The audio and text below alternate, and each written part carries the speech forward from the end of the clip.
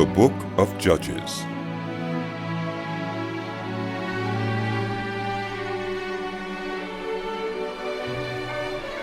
After the death of Joshua, the Israelites asked the Lord, "Who of us is to go up first to fight against the Canaanites?"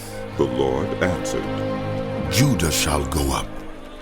I have given the land into their hands." The men of Judah then said to the Simeonites, their fellow Israelites, "Come up with us into the territory allotted to us to fight against the Canaanites. We in turn will go with you into yours." So the Simeonites went with them. When Judah attacked, the Lord gave the Canaanites and Perizzites into their hands, and they struck down 10,000 men at Bezek. It was there that they found Adonibezek and fought against him, putting to rout the Canaanites and Perizzites.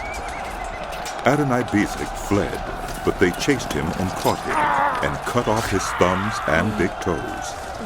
Then Adonibezek said, 70 kings with their thumbs and big toes cut off have picked up scraps under my table. Now God has paid me back for what I did to them." They brought him to Jerusalem, and he died there. The men of Judah attacked Jerusalem also and took it. They put the city to the sword and set it on fire.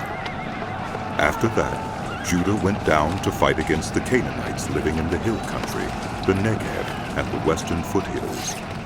They advanced against the Canaanites living in Hebron, formerly called Kiriath-arba, and defeated Sheshai, Uhiman, and Talmai. From there they advanced against the people living in Debir, formerly called Kiriath-sepher. And Caleb said, "I will give my daughter Achsah in marriage to the man who attacks and captures Kiriath-sepher." Othniel, son of Kenaz, Caleb's younger brother, took it. So Caleb gave his daughter Achsah to him in marriage. One day when she came to Othniel, she urged him to ask her father for a field. When she got off her donkey, Caleb asked her, "What can I do for you?" She replied, "Do me a special favor. Since you have given me land in the Negev, give me also springs of water." So Caleb gave her the upper and lower springs. The descendants of Moses' father-in-law, the Kenite, went up from the city of palms with the people of Judah to live among the inhabitants of the desert of Judah in the Negev near Arad. Then the men of Judah went with the Simeonites, their fellow Israelites, and attacked the Canaanites living in Zephath, and they totally destroyed the city. Therefore it was called Hormah.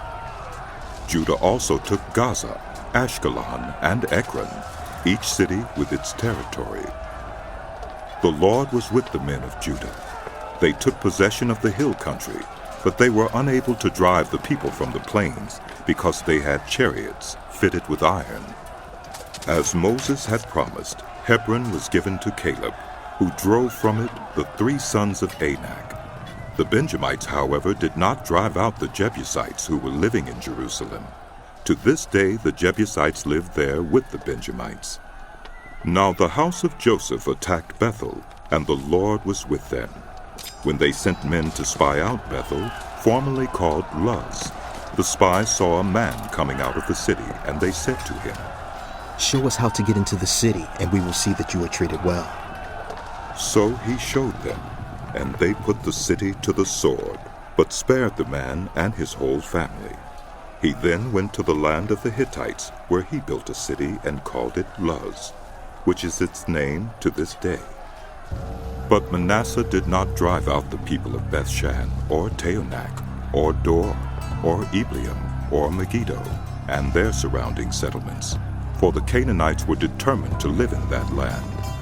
When Israel became strong, they pressed the Canaanites into forced labor, but never drove them out completely.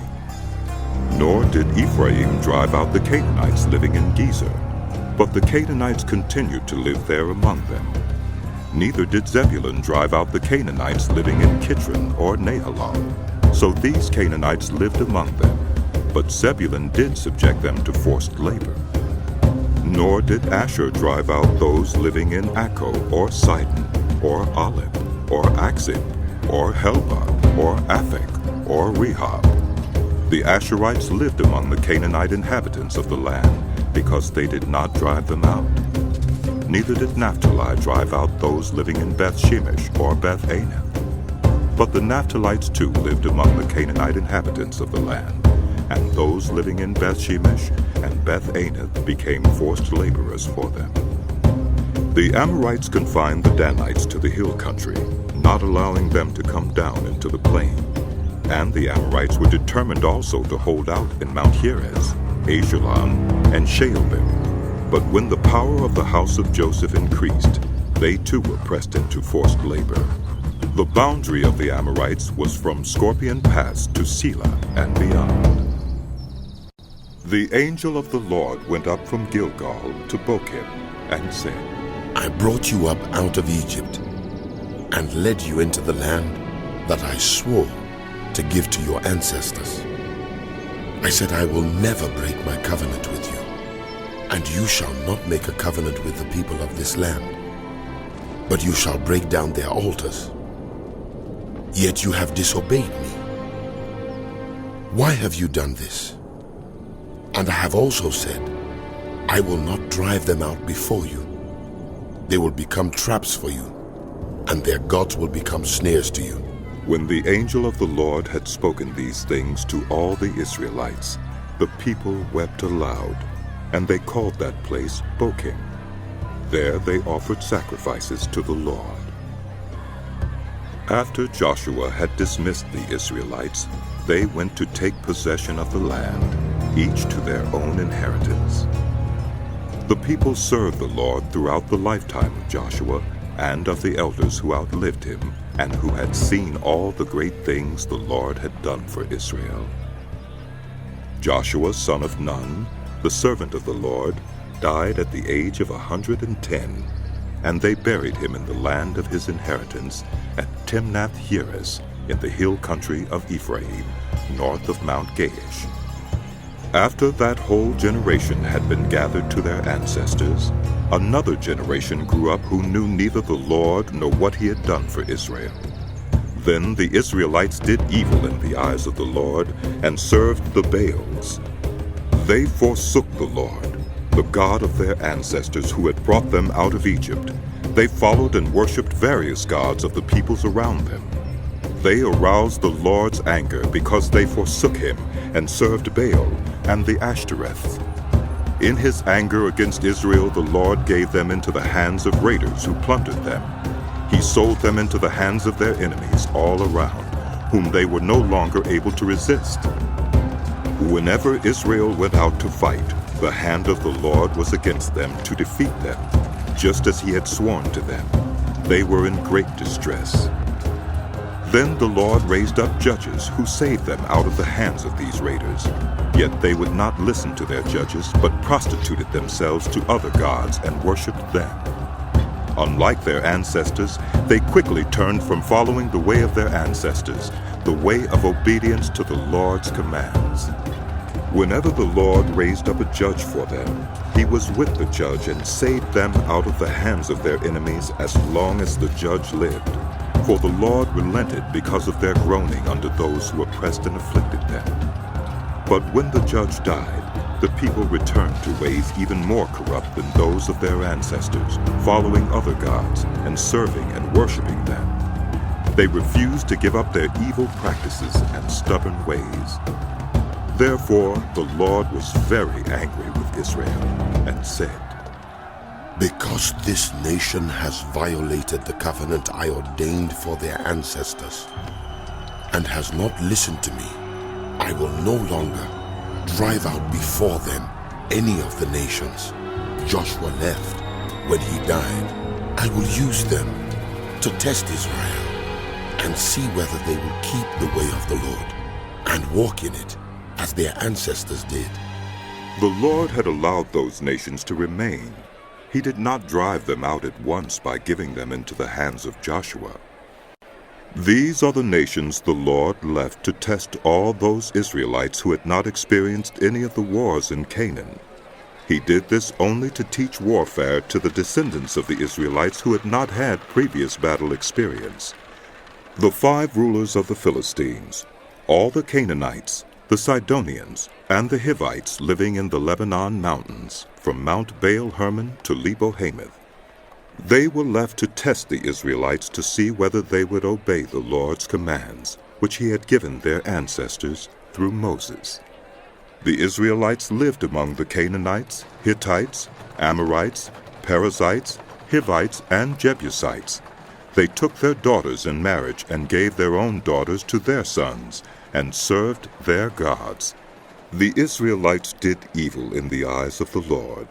They forgot the Lord their God, and served the Baals and the Ushiras.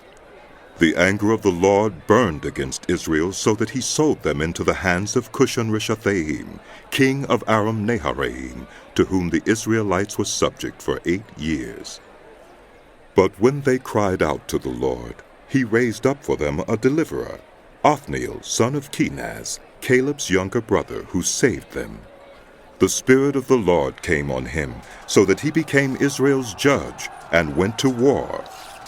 The Lord gave Chushan-rishathaim, king of Aram, into the hands of Othniel, who overpowered him. So the land had peace for 40 years, until Othniel, son of Kenaz, died. Again the Israelites did evil in the eyes of the Lord. And because they did this evil, the Lord gave Eglon, king of Moab, power over Israel. Getting the Ammonites and the Amalekites to join him, Eglon came and attacked Israel, and they took possession of the city of palms. The Israelites were subject to Eglon, king of Moab, for 18 years. Again the Israelites cried out to the Lord, and he gave them a deliverer, Ehud, a left-handed man, the son of Gera, the Benjamite. The Israelites sent him with tribute to Eglon, king of Moab. Now Ehud had made a double-edged sword about a cubit long, which he strapped to his right thigh under his clothing. He presented the tribute to Eglon, king of Moab, who was a very fat man. After Ehud had presented the tribute, he dismissed those who had carried it. But on reaching the stone images near Gilgal, he himself went back to Eglon and said, "Your Majesty, I have a secret message for you." The king said to his attendants, "Leave us." And they all left.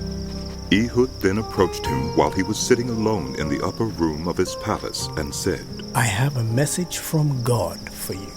As the king rose from his seat, Ehud reached with his left hand, drew the sword from his right thigh, and plunged it into the king's belly. Even the handle sank in after the blade, and his bowels discharged. Ehud did not pull the sword out, and the fat closed in over it. Then Ehud went out to the porch. He shut the doors of the upper room behind him and locked them. After he had gone, the servants came and found the doors of the upper room locked. They said, He must be relieving himself in the inner room of the palace. They waited to the point of embarrassment.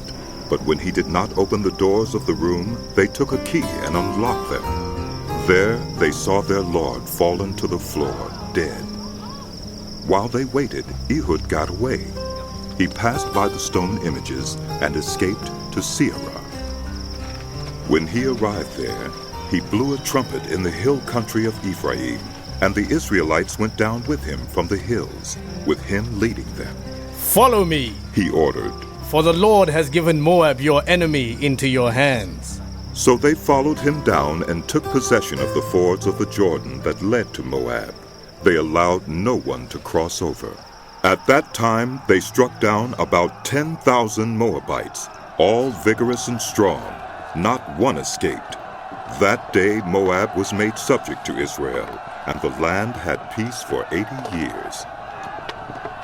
After Ehud came Shamgar, son of Anath, who struck down 600 Philistines with an ox goad. He too saved Israel.